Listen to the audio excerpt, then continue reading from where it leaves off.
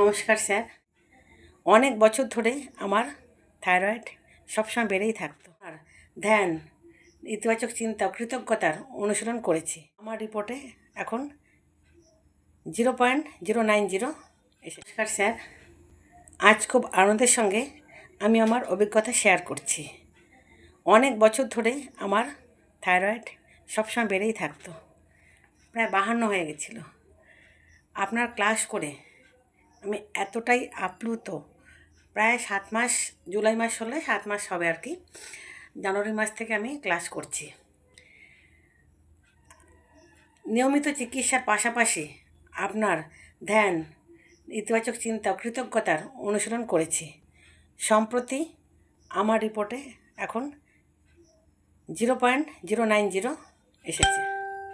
এই পরিবর্তনে আমি খুবই আনন্দিত এবং ইতিবাচকভাবে এগিয়ে চলার অনুপ্রেরণা দিয়েছে।